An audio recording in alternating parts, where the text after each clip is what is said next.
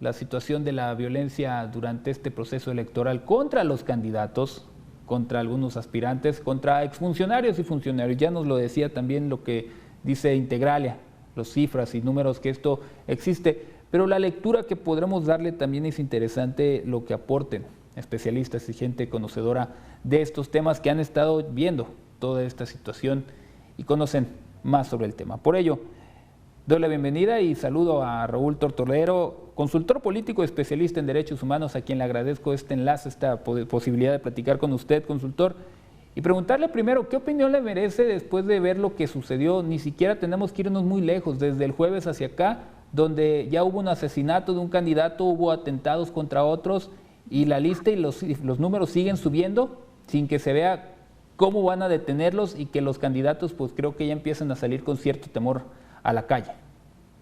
Sí, gracias por la invitación, estimado Francisco. Buenos días al auditorio también.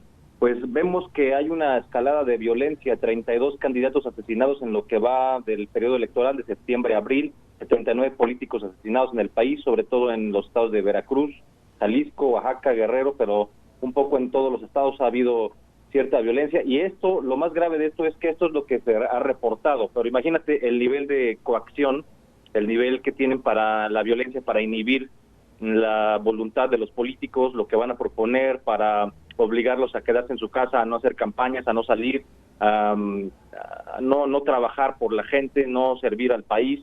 O sea, es una ola de violencia tremenda, y lo más grave es que la impunidad es la que incentiva el crimen político, el hecho de que las autoridades en todos los niveles no estén haciendo prácticamente nada, o si lo hacen es muy poco, es muy pobre su trabajo, muy deficiente, porque la violencia la vemos todos los días.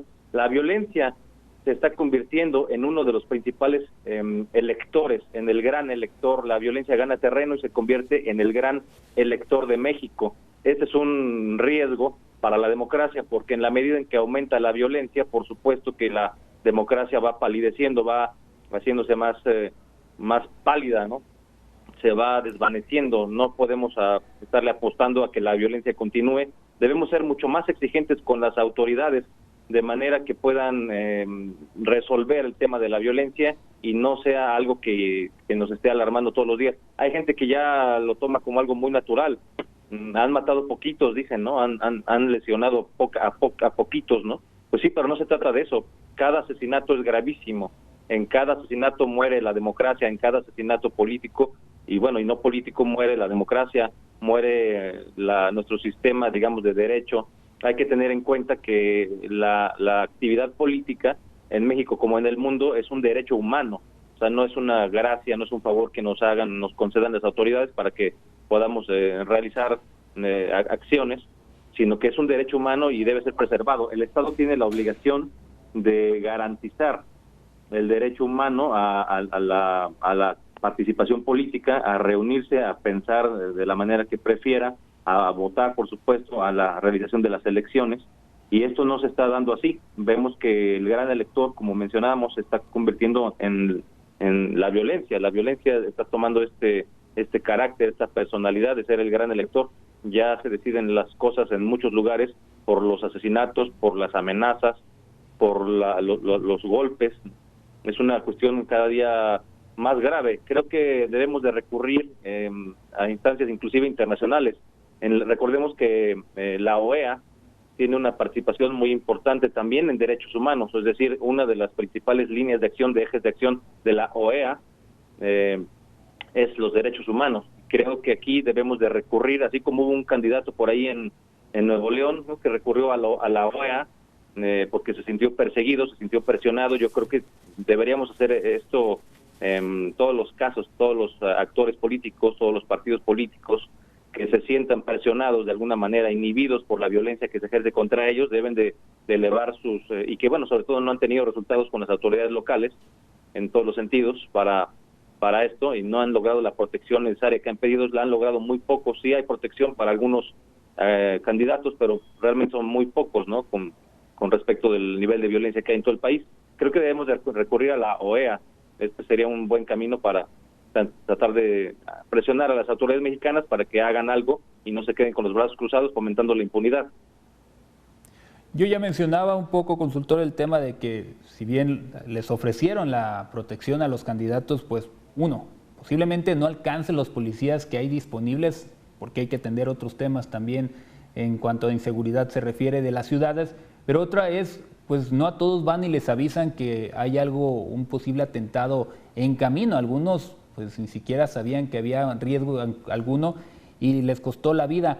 En este aspecto hace falta mucha previsión por parte de la autoridad, entendiendo, como ya lo señala usted, la situación de inseguridad que se vive en prácticamente todo el territorio mexicano. ¿Están esperándose ellos a que vaya el candidato a pedir ayuda cuando hay lugares que son focos rojos, como ya usted lo mencionaba al inicio, como Veracruz y Oaxaca incluso?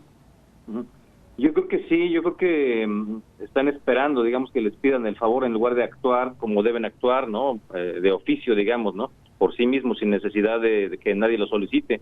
Hay lugares que sí son, digamos, focos muy fuertes de violencia, pero también hay que pensar que se necesitan políticas públicas desde el gobierno federal que no incentiven, digamos, tratar a los delincuentes, tratar a los narcotraficantes, tratar a los cárteles como si fueran nada más pueblo, ¿no? Porque ahora está un poco esta idea como de moda, ¿no? Que son los narcotraficantes, los criminales son pueblo y entonces pues son buenos, no hay que hacer nada al respecto, ¿no? Son gente, pobrecitos, están haciendo sus fechorías porque tenían hambre, porque vienen de condiciones muy desfavorables, sociales, culturales, económicas.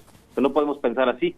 Simplemente eso es salirse del Estado de Derecho. Debemos de pues siempre buscar que las autoridades apliquen la ley tal cual, la Constitución, no estarnos brincando las leyes así nada más. Hay que ajustarnos al Estado de Derecho siempre, y esto quiere decir que a aquella persona que esté cometiendo ilícitos, que esté fomentando la violencia de una manera u otra, en un nivel u otro, contra los candidatos y en general en todos los sentidos, contra la población, debe de recibir un castigo, debe de ser presentada ante un juez, investigada y presentada ante un juez. No podemos tolerar estos niveles de impunidad. Lo que pasa es que hay una gran impunidad. Ya es tanta la violencia que como que no quieren hacer las cosas, no quieren ir tras los delincuentes. Se ha convertido como en una costumbre estar viendo todo lo que sucede pero sin hacer absolutamente nada. Entonces esto es muy grave. No podemos permitir como ciudadanos que la impunidad permee, que la impunidad realmente corroe las instituciones, y con instituciones débiles pues vamos a perder, digamos, la democracia y finalmente vamos a perder el Estado de Derecho, y esto no lo podemos tolerar. Y esto creo que también nos está mandando un mensaje que tenemos que cuestionarnos quién está gobernando realmente en algunas partes del país, ¿no? Porque si hay situaciones incómodas, al parecer eso está siendo el motivo para atentar contra la vida de los candidatos, es porque alguien o un grupo de personas está planeando darle continuidad a lo que viene haciendo con toda la tranquilidad y que nadie venga a molestarlo, que muchas veces los proyectos políticos que presentan candidatos van totalmente en contra de lo que estas personas realizan, ¿no? Es preguntarnos quién gobierna en México y en gran parte de los municipios del país. Así es, parece que hay un cogobierno, ¿no? Cogobierno, donde el gobierno ya no puede realmente ejercer sus funciones, entonces abraza al delincuente y entonces hacen un cogobierno, ¿no? Como de compadres, pero esto, pues evidentemente esto significa violar la ley. Están totalmente fuera de la ley, totalmente violando la Constitución, los códigos penales, en fin, no se puede hacer eso, no debe haber una impunidad. ¿Por qué a los policías en Estados Unidos sí los respeta la población, sí los respeta la gente? Ahí es muy diferente, ahí no hay concesiones, no hay compadrazgos, no hay que es pueblo bueno, ni que abrazos y no balazos, nada de esto, simplemente es la aplicación de la ley. Y no hablo, digamos, de un positivismo así radical que haya que aplicarla ciegamente, ¿no? Hay, digamos, escuelas que enseñan cómo se debe aplicar la ley de manera conciliatoria, son las nuevas tendencias y todo eso está bien, pero sí hay una impunidad que poco a poco va degradando las instituciones, y lo que requerimos en este momento histórico de México es la defensa de las instituciones, la defensa de la democracia. Estamos en una disyuntiva entre seguir en una democracia o irnos hacia un régimen autoritario, hacia una dictadura. Entonces no podemos seguir tolerando que haya asesinatos sin hacer nada, ¿no? Y que se combata la impunidad, porque ya señala, son muy altos los índices de la misma. Consultor, muchas gracias por habernos acompañado y por compartirnos también su perspectiva en esto y conocimiento Esperemos que no existan más reportes, pero por los días que quedan de aquí al día de la elección es posible y lamentablemente sí suena palpable que se vuelvan a suscitar estos hechos. Esperamos tener también futuras comunicaciones. Claro que sí, muchas gracias por la invitación, Francisco. Buenos días.